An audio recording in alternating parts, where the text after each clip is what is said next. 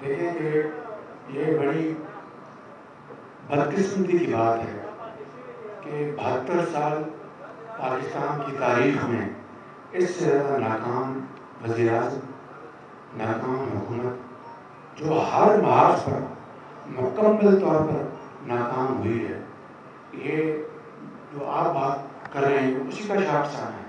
अब देखिए कि महंगाई ने आम आदमी की कमर तोड़ दी है। इन्होंने बजट के मौके के ऊपर कौम के साथ दरोगोई के साथ काम किया, गलत बयानी की कि हम बजट के बाद कोई टैक्स नहीं लगाएंगे।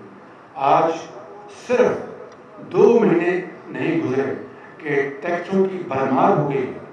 गरीब आदमी यानी गाड़ी सस्ती और रोटी महंगी, गाड़ी सस्ती, पेट्रोल महंगा, डीजल महंगा, बिजली महंगी, दूध, चीनी, हर चीज़ गरीब आदमी की उसकी जो गिरफ्त से बाहर हो गई है।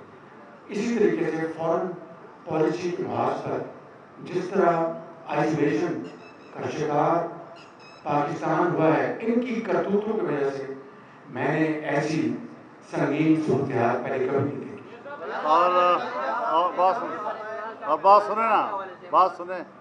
जो बाइडेन इनको फ़ोन करता नहीं और मोदी इनका फ़ोन उठाता नहीं, ये है इनकी हर